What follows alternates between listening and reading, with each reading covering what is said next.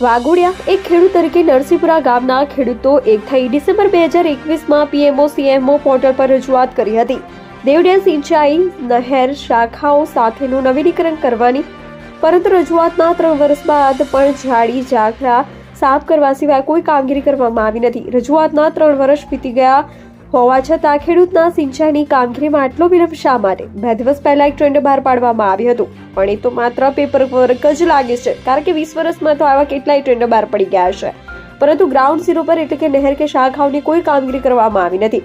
દેવ સિંચાઈ નહેરના નવીનીકરણ માટે વાઘોડિયા તાલુકાના ગોટાદરા પંચાયત, કોરસ પંચાયત અને સાંગડોલ ગ્રામ પંચાયતના 10 જેટલા ગામના ખેડૂતો દ્વારા નરસિંહપુરા ગામ ખાતે વાઘોડિયા તાલુકાના 30 જેટલા ગામોના ખેડૂતોને હાકલ કરવામાં આવી. ઉપરાંત નરસિંહપુરા, સાંગાડોલ, ગોડાદરા, વડિયાપુરા, ગણેશપુરા, મહુદીપુરા, મોવાડા આ તમામ ગામના ખેડૂતો ભેગા થઈ કરણી સેના યુવાધ્યક્ષ લખન દરબાર અને કરણી સેનાના પ્રવક્તા મહેન્દ્ર બાપુની સાથે જ્યાં સુધી દેવડેમ સિંચાઈ નહેર નવી ના બને ત્યાં સુધી ખેડૂતોની પડખે રહેવાનું વચન આપવામાં આવ્યું હતું. જો અમારી દેવ કેનાલ તાત્કાલિક ધોરણે નવી નહીં બનાવવામાં આવે તો અમે વાઘોડિયા તાલુકાના ગામોમાં એક થઈ કલેક્ટર કચેરી અને ગાંધીનગર જે ઉપવાસ આંદોલન કરવા પણ તૈયાર છીએ. જો તમારા ડાઇનિંગ ટેબલ ઉપર ઘઉંની રોટલી પીરસાતી હોય તો ખેડૂતની રાત દિવસની મહેનતનું પરિણામ છે. માટે અમારી સિંચાઈ વિભાગના અધિકારીઓને નમ્ર વિનંતી છે કે અમારી દેવડેમ સિંચાઈ નહેર શાખાઓ સાથેનું નવીનીકરણ તાત્કાલિક કરવામાં ધ્યાન આપે. રિપોર્ટર મોલિન વ્યાસ, વાઘોડિયા. આજે નરસિંહપુરા સહિત બીજા અનેક ગામના આગેવાનો વાઘોડિયા તાલુકાના નરસિંહપુરા ગામે ભેગા થયા છે. કારણ મુખ્ય એક જ છે કે જે 10-15 દિવસ અગાઉ અમે આ નરસિંહપુરા ગામે આવ્યા હતા અને આંદોલનની જાહેરાત કરી હતી કે વાઘોડિયા તાલુકાના ખેડૂતોને વર્ષો પહેલા દેવ ડેમનું પાણી મળતું હતું, પરંતુ વર્ષોથી પાણી મળતું નથી અને તમામ કેનલો બિસ્માર હાલતમાં છે ને કેટલી જગ્યાએ કેનલો પણ રહી નથી. આવી પરિસ્થિતિમાં કરણી સેના દ્વારા જાહેરાત કરવામાં આવી હતી કે જો આ તમામ કેનલોનું નવીકરણ નહીં કરવામાં આવે તો મોટું આંદોલન કરીશું ને વાઘોડિયા તાલુકાના યુવાનોને લઈને, ખેડૂતોને લઈને ગાંધીનગર તરફ કૂચ પણ કરીશું. આ તમામ આંદોલનની જાહેરાત કર્યા બાદ લગભગ 2 દિવસ પહેલા એક ટેન્ડર જાહેરાત કરવામાં આવ્યું છે. લગભગ 17 લાખ સમથિંગનું ટેન્ડર છે. આ ટેન્ડર નથી, આ ટેન્ડર લોલીપોપ છે.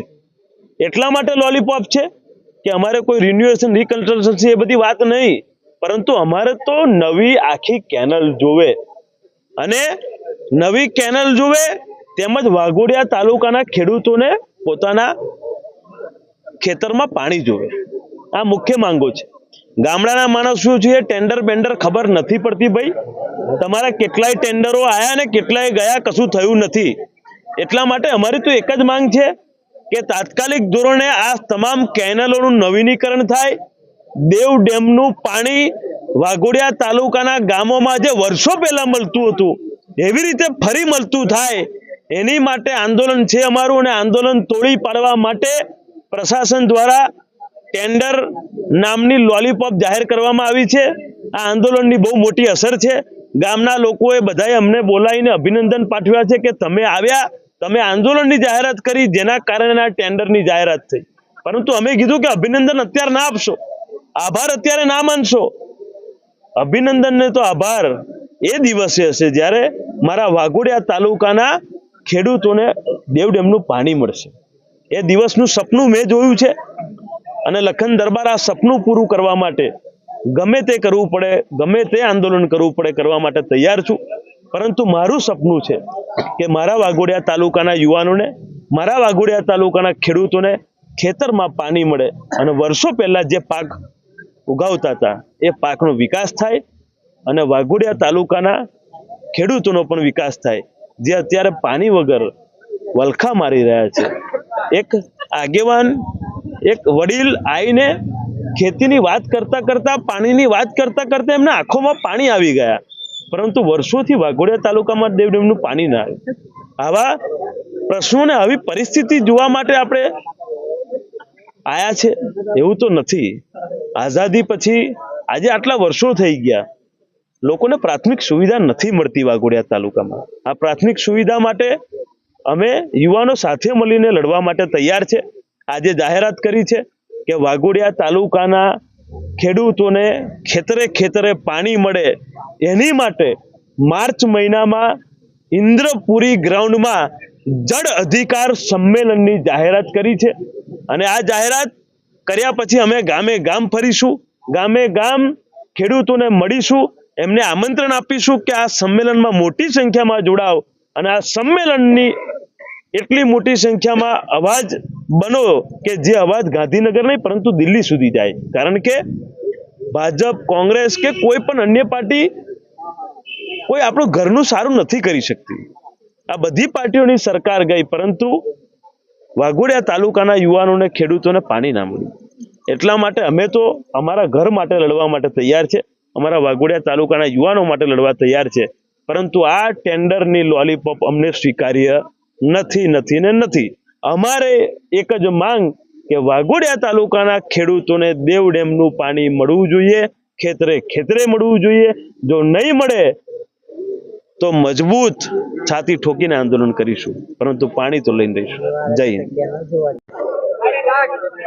આજ રોજ નરસિંહપુરા ગામ અને અન્ય બીજા ગામોના લોકોએ એકત્રિત થઈ અને અમારા કરણી સેના રાષ્ટ્રીય અધ્યક્ષ લખનસિંહ બાપુને એક આભાર પ્રગટ રૂપી કાર્યક્રમ રાખ્યો હતો. આપ જોઈ શકો છો ગામે ગામથી બહેનો, યુવકો સૌ પધાર્યા છે અને એ કાર્યક્રમ આવતા અમને જે પીડા કીધી એ પીડા કહેતા ખેડૂતોના આંખમાં પાણી જોયા ત્યારે ખબર પડી કે છેલ્લા 20-25 વર્ષથી ખેડૂતોના આંખોમાં પાણી છે પણ કેનલોમાં પાણી નથી. દેવ ડેમ અને અત્યારે અહીંથી માત્ર ગણતરીના કિલોમીટરોમાં દૂર હોવા છતાં નર્મદાના પાણી કચ્છમાં પહોંચી ગયા પણ અહીંના જ પાણી, લોકલ પાણી એટલે કૂવા પાસે રહી અને પ્યાસા રહેવા જેવી સ્થિતિ અહીંના ખેડૂતોની છે. અને જે એક અત્યારે ટેન્ડર રૂપી લોલીકોપ આપી કઈ 17 લાખ રૂપિયાની, એ લોલીકોપથી અહીંના ખેડૂતો ખુશ નથી પણ ઉપરથી વિફર્યા છે, કારણ કે છેલ્લા 25-30 વર્ષથી આ લોકો ફક્ત લોલીકોપ આપવાનો જ ધંધો કરે છે. એટલે અહીંના યુવાનો, અહીંની બહેનો અને અહીંના ખેડૂતોએ પ્રણ લીધો છે કે બે મહિનાની અંદર જો કેનાલોમાં પાણી નહીં આવે તો વાઘોડિયાના ખેડૂતોમાં કેટલું પાણી છે એ બતાવવાની સમગ્ર વાઘોડિયા તાલુકાની તૈયારી છે. એના ભાગરૂપી આજે અમે અમારો સત્કાર સમારોહ પર અમે, કારણ કે આજે પરિસ્થિતિ જોઈ, જે ખેડૂતોની હાલત જોઈ એ ખૂબ જ દર્દનીય છે. એટલે અમારા રાષ્ટ્રીય અધ્યક્ષ લખનસિંહ દરબાર સાથે અમે સૌ સહેમત છે અને માર્ચ મહિનાથી જળ સંચાલન એટલે જળ અમારો અધિકાર છે, એક સૌથી મોટું ગુજરાતનું સંમેલન વાઘોડિયા ખાતે બોલાવવાની તૈયારી છે અને અમારો પ્રણ છે.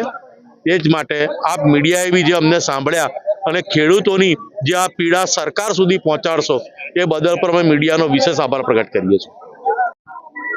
દેવડેમ સિંચાઈ નહેર જે છેલ્લા અમારા વાઘોડિયા તાલુકાના 30 થી વધારે ગામોને છેલ્લા 20 વર્ષથી તકલીફ પડે છે અને એ તકલીફને ધ્યાને રાખી અને અમે ડિસેમ્બર 2021માં પીએમઓ અને સીએમઓ પોર્ટલ પર રજૂઆત કરી હતી અને પીએમઓ અને સીએમઓના પોર્ટલ પર રજૂઆત કર્યાના 2 વર્ષ બાદ 2 વર્ષ જેટલો લાંબો સમય અમને લીધો અને 2 વર્ષ બાદ એટલે ઓગસ્ટ 2023માં અમારી ગ્રાન્ટ અહીંયા આગળ મંજૂર કરીને આવી.